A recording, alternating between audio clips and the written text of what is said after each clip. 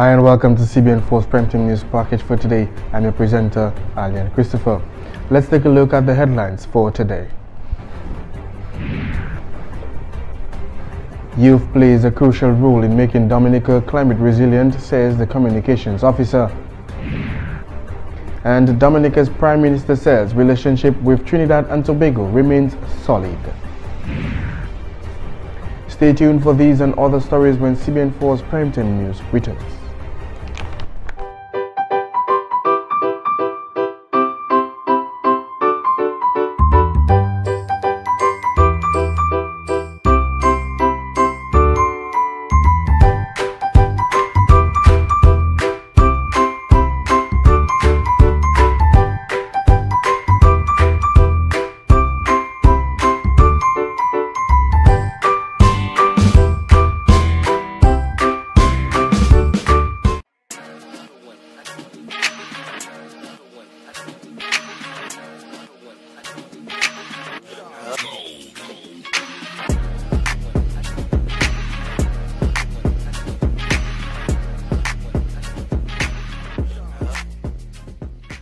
L'année sim tout partout. Attention si vous êtes homme et bien femme. Visitez place santé pour examiner corps. Ça c'est un nid pour yo ouais si l'année pièce moun au lion qui ni maladie TB et bien maladie sexuelle. En compagnie moun qui ni maladie HIV pe ni TB aussi. Savent qui l'année guérison pour TB. Ou ça vivre en bonne santé même si ou ni maladie HIV. Parlez by docteur. Prends responsabilité. Aider du bout de sime maladie TB et HIV. Ou agir tout le monde pour examiner corps yo. And welcome back. Paul Byron, the communications officer of the National Youth Council of Dominica, has stated that the youth plays an important role in steering Dominica towards the first climate resilient country in the world. Byron said the National Youth Council of Dominica seeks to empower young persons in such a way that they can live healthy and sustainable lives. Recognize that coming out of the experience of Maria and Dominica as a country having taken a new direction in the sense of wanting to build the first climate resilient nation in the world, made it all the better that the council as a non-organizational organization, civil society, if you want to look at it from that viewpoint, would find its relevance and in being able to contribute towards that process. Paul Byron went on to note that the young persons are crucial in any country's development. In the course of the last couple weeks, we have engaged young persons throughout the island in a respective community outreach, meeting with young leaders and youth groups and getting an idea from them of how they view Dominica now at this point and how they see themselves engaging and being part of the process.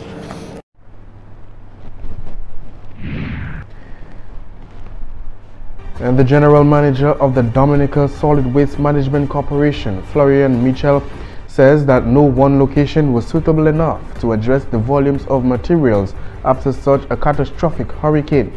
Mitchell said having an expanse of flat land away from communities has been a serious challenge for the Solid Waste Management Corporation. Evident impacts of Hurricane Maria was the removal of many rooftops. And for folks of Portsmouth and environs, I'm assuming that a lot of the galvanized that was used on top of their roofs are stored right here along the Portsmouth Highway. Now we're 3 months away from the hurricane season, so it leaves one to wonder what is being done about the maintenance heaps of debris that has been stored at this location, and what are the environmental impacts. Plans for the governors at all the locations throughout the island. Again, government has a few proposals before it that we have submitted to government with respect to baling of the material. It would require sorting the material, baling, so you would need specialized equipment to compact it, and then to export the material off island. We do not want the material to remain on island. You could get somebody, they could come in, they could bail the stuff, then the stuff would remain there. We don't want that.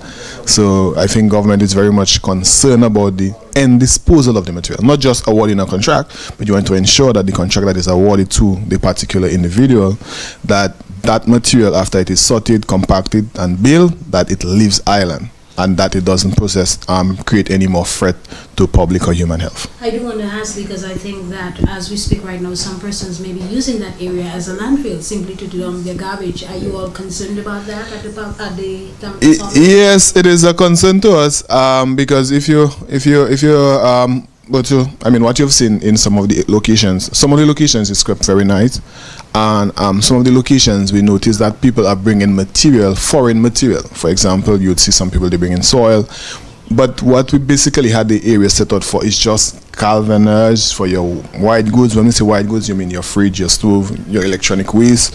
I mean, derelict vehicles, you could take it to those locations, but sometimes we notice that the public would bring debris, probably wood and sand, and at some of the locations. So we're asking them to desist from that practice and utilize the location just for the material that is in that area. Just for your zinc, I mean, we'd expect people they're cleaning to haul your stuff from all the way Portsmouth to Roseau, might be a challenge in terms of the cost. The location allows you to be able to have a quicker turnaround time in terms of, and probably even less expense to you, I mean, to transport the material. So what we're saying is, ensure that you just bring your zinc and your white goods and your derelicts at those locations, and do not, again, what we see, people bring their garbage. There is a collection system in Portsmouth. There are collection systems not just in Portsmouth, for all over the island, where you have regular garbage trucks, where be it dumper, compactor trucks that are clean, that are doing that activities. So there is no need for the public to remove that material and take it to those locations, because those locations was not set up for that material. And my final question, Mr. Mitchell, now that, no added pressure, but we're 3 months away from the hurricane season, do you think that that machine that's going to be brought to Dominica will be here in time to remove it before the hurricane season? Well, that is our expectation, and we are all aware of the hurricane season, less than 4 months away. I mean, everybody's aware of it. I think the hairs are getting a gray hair, because, I mean, that is something that is right in front of us. I mean, we want it to be removed, but we do not want to just do something loosely and then at the end of the day we still have a headache. You give somebody a contract and you didn't vet it properly, and then you still have a big nightmare after the contract is awarded. So I know we want to ensure that whoever is awarded, that the person have the capacity to process the material and to ensure that the material is removed from the island. And we don't want to do anything in a Vicky-Fi way. Sometimes we try to do things in a Vicky-Fi way, and then it end up being a problem to you 2 months or 3 months down the line. Again, there are certain communities where the material is located within community. CBN4 News continues to watch as the story unfolds. Marisa Stedman, CBN4 News. Recently, the government of Dominica began clamping down on inferior building materials that does not meet the proper building requirements here in Dominica following the passage of Hurricane Maria. It is also alleged that materials that does not meet the standards are being shipped back. Marisa Stedman is on top of that story. The passage of the deadly Category 5 hurricane on September 18, 2017, there has been a rising demand for building materials, with much of Dominica's houses being roofless.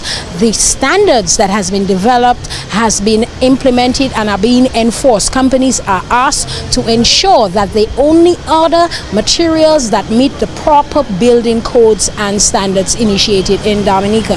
Now I'm standing at Astafans, where we're about to find out if the company Astafans, J. Astafans Company Limited, is doing just that. That is to order materials that meet the proper building standards. Now, a lot of persons are set to benefit from homes that are going to be given to them by the government of Dominica, but CBN4 have received reports that right now there is a delay. The delay being the lack of availability of building materials. We've also been told that companies who are ordering materials that do not meet the proper standards, they are not being given the materials. These materials are being shipped back. So today we're here to clarify that statement. Is that really happening? And does J. Astafans Limited have the proper building materials that is needed now to construct resilient homes? Mr. Prince, there's been a lot of talk going on in the public that companies such as Astafans, who specialize in building materials, a lot of the materials do not meet the proper standards, and that the materials are being sent back. What is your take on that? Is that really happening? No, that is not happening with Astafans and Company, which the department of Astafan and Company is Home and Building Center. That's a department that's responsible for building materials. That is not so because I went to a few seminars recently, and we have the various, and we have a draft of the building code, and we are complying with the building code because presently we used to have a certain gauge sheeting, but now we decided to have 24 gauge sheeting because that's what the standard, that's what the 1996 standard, the building standard of Dominica, so that's the one we are using. So we have never sent back any building material with regard to any low standard.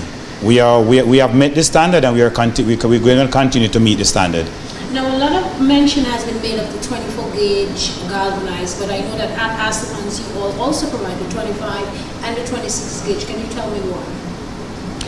Well, presently why we might have a few 26 because we were ordering the 26 before, but presently we have a halt on the 26. We got a few 25, and we have confirmed with the Financial Ministry, and we got an approval that the 25 can be used. So we have one shipment of the 25 coming, but presently what we are doing, we are ordering the 24 to stay in accordance with the Dominica Building Code.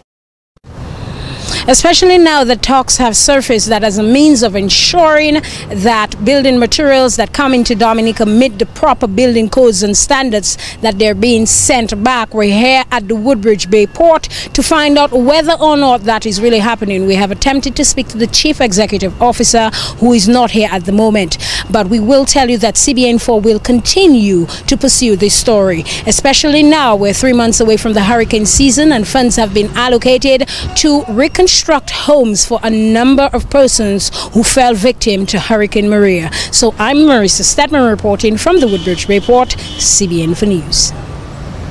And the Dominica Hotel and Tourism Association, DHTA, is set to receive a small grant from the Caribbean Hotel and Tourism Association and other monetary support through efforts of regional tourism associations and post-Maria recovery activities. The Jamaica Hotel and Tourism Association and the Jamaica Tourist Board, through their charity fund and with the assistance from supporting member hotels, donated to the CHTA to assist with the recovery of countries affected by recent hurricanes. CHTA Chief Executive Officer Frank Comito, noting the difficulties and financial hardships faced by the NHTAs, stated that the CHTA has been touched by the outpouring and support of the Jamaica Hotel and Tourism Association through their charity fund and some of their supporting member hotels for making a donation to the CHTA to assist with the recovery of those destinations most severely impacted by Hurricanes Irma and Maria.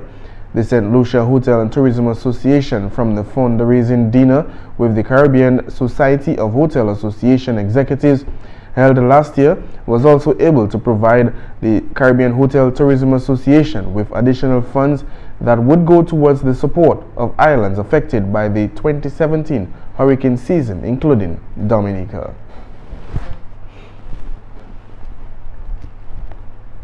And stay tuned, there's more coming your way right after this break.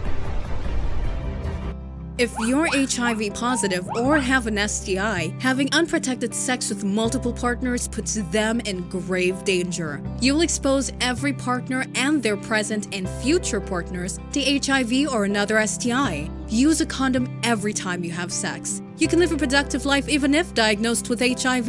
Remember, early detection is key to your survival. Be responsible, protect yourself and others. Help stop the spread of HIV and other STIs. There are signs everywhere. Pay attention whether you're male or female. Visit your health center to get screened. It's a preliminary test to determine if you are exposed to the HIV virus, an STI, or tuberculosis. Some people who are HIV positive also have tuberculosis. But there's hope. Tuberculosis can be cured. And yes, you can live a full life with HIV. Talk to your doctor. Be responsible. Help stop the spread of TB, HIV. Encourage everyone to get tested. Les moun qui ni TB estene et ben tout se, moun qui en bonne santé oli wan qui a respiré se vermine là. Moun qui pa ni bon tempérament, kon sa ki ni maladie HIV, alcool, ka fumé, ti mamay et grand moun bien sensible pour ces maladies ça là. Moun qui ka tousse ni pour prendre précaution les yo en parmi moun en place publique, couvert bouche ou le ka estene et tousse. Visitez docteur et ben place santé. Fini tout traitement yo ba ou sa joine guérison et puis maladie TB. En responsabilité ou aider du bout si men maladie TB et HIV, protéger corps et les autres.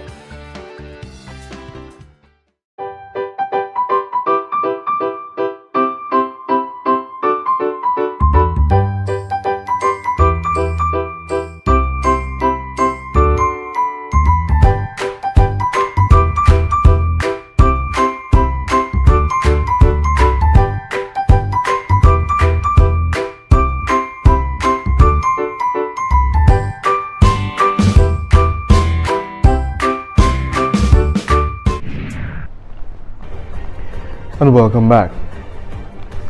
The relationship between Trinidad and Tobago and Dominica remains solid, according to Dominica's Prime Minister, Honorable Roosevelt Skerrit. In a WhatsApp message to CNC3, Skerrit said despite a miscommunication between the two countries, he remains optimistic about future relations. He said the people of Dominica remain heartened over the support of Trinidad and Tobago and that they have given to Dominica after their island was battered by Hurricane Maria in September last year. On March 23rd, Trinidad and Tobago's representative ambassador Anthony Philip Spencer, a retired brigadier general, voted against Dominica's bid to waive its OAS contributions for the next 2 years. Philip Spencer said despite the goodwill expressed by the other delegations, including those from the CARICOM, Trinidad and Tobago would not support the waiver, adding that the country would instead consider supporting either the deferral of payments of contributions by member states and, where possible, the implementation of a payment plan. Still recovering from the effects of Hurricane Maria, which battered Dominica in September 2017, Dominica sought approval to forego their contributions for 2018 and 2019 as it rebuilds. Following criticisms locally and internationally, Trinidad's Minister of Foreign Affairs issued a release last Thursday stating that Prime Minister Dr. Keith Rowley had requested a report and it was investigating the circumstances which led to a public official's opposing vote. The release stated the Ministry of Foreign and CARICOM Affairs regrets the misinterpretation of position of Trinidad and Tobago offered by a public official of Trinidad and Tobago during a meeting of the Permanent Council of the OAS. Nicole Toussaint, a representative of the Welfare Division in Dominica attached to the Child Prevention Unit, says that the Welfare Division is currently hosting trainings for foster parents.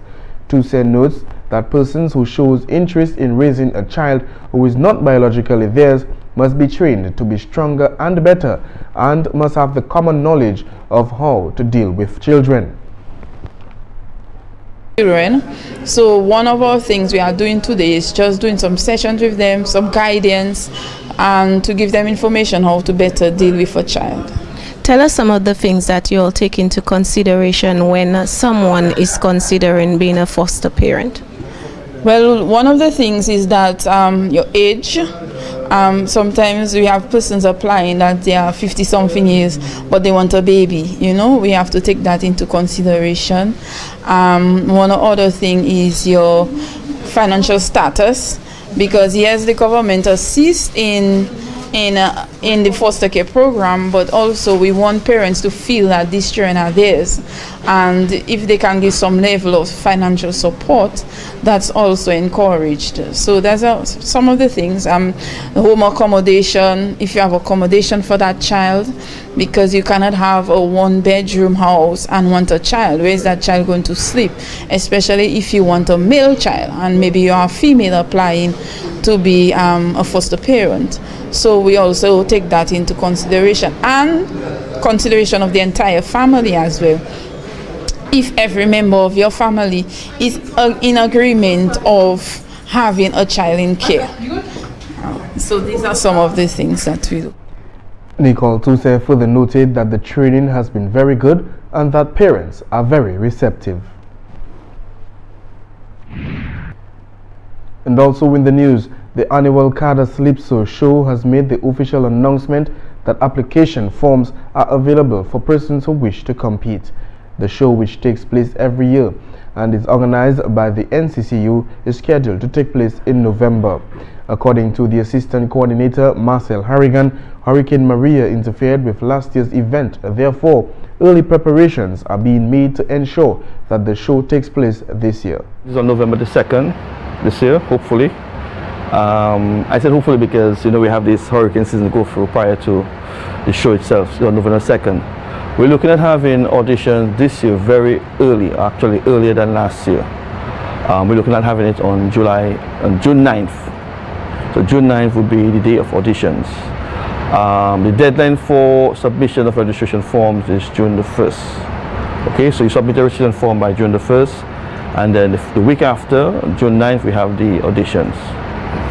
And once we have had the auditions, then we are giving all the artists 1 month to have their songs properly completed and forwarded to us.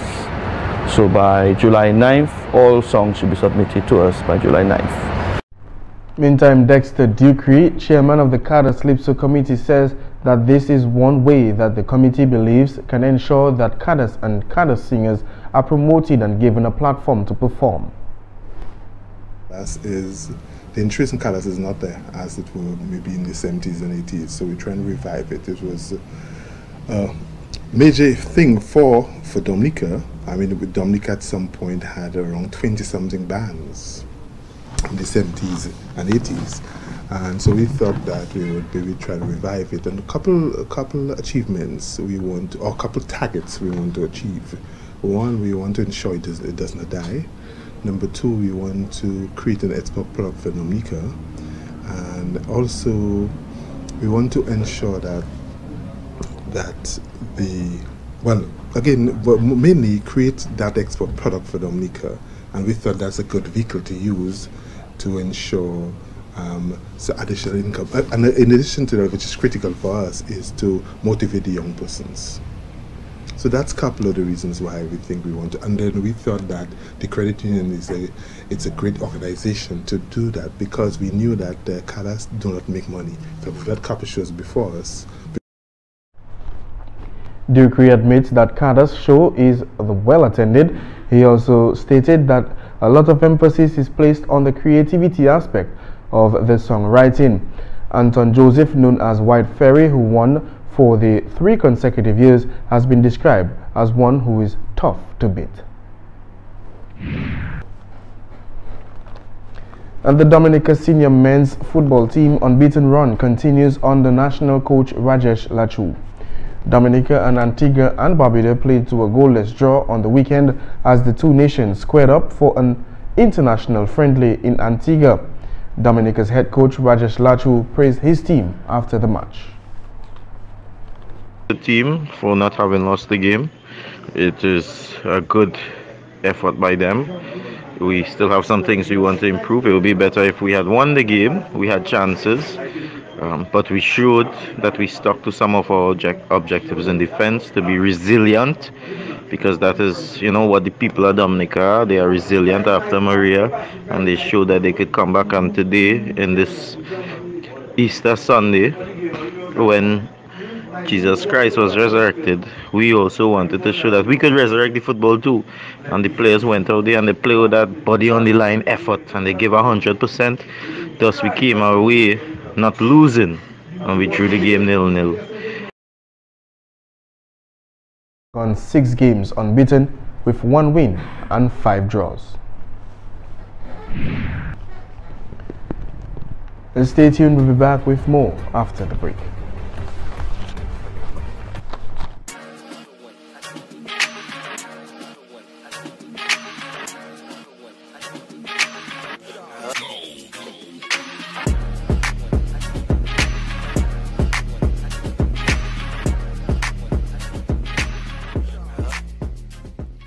L'année sim tout partout. Attention si vous êtes homme et bien femme. Visitez place santé pour examiner corps. Ça c'est un nick pour yo si l'année pièce moun au lion qui ni maladie TB et bien maladie sexuelle. En kompani moun ki ni maladi HIV pe ni TB aussi, sav ki la ni djerizon pou TB. Ou sa vive en bonne santé même si ou ni maladi HIV. Pale bay dokter ou, pon responsabilité ou. Ede dou bout si me maladi TB ek HIV. Ou aje tout moun pou examine koyo. If you're HIV positive or have an STI, having unprotected sex with multiple partners puts them in grave danger. You'll expose every partner and their present and future partners to HIV or another STI. Use a condom every time you have sex. You can live a productive life even if diagnosed with HIV. Remember, early detection is key to your survival. Be responsible, protect yourself and others. Help stop the spread of HIV and other STIs. There are signs everywhere. Pay attention whether you're male or female. Visit your health center to get screened. It's a preliminary test to determine if you are exposed to the HIV virus, an STI, or tuberculosis. Some people who are HIV positive also have tuberculosis. But there's hope. Tuberculosis can be cured. And yes, you can live a full life with HIV. Talk to your doctor. Be responsible. Help stop the spread of TB, HIV. And welcome back.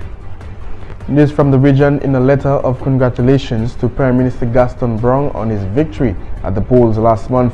The director of the Western Hemisphere Department of the International Monetary Fund, Alejandro Werner, noted that Antigua and Barbuda's economy has recovered from an extended crisis. In his letter, Werner said the economic recovery reflects both significant policy efforts as well as a substantial increase in citizenship by investment revenues. The director, in his congratulatory note, pointed out that the country continues to face important challenges. Dealing with regional financial system developments and regional integration were key among the challenges, Werner pointed out. And South Africa paid tribute to Winnie Mandela's fighting spirit on Tuesday as plans were made to mark the life of the firebrand anti-apartheid campaigner and Nelson Mandela's former wife. She died in a Johannesburg hospital at the age of 81 on Monday after suffering a long illness.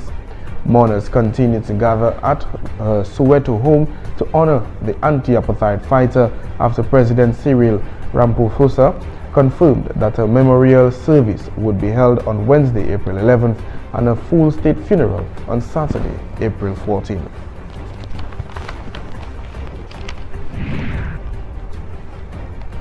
And that takes us to the end of today's Primetime News package. On behalf of the entire CBN4 team, I am Alien Christopher saying thank you for watching and do enjoy the rest of the day.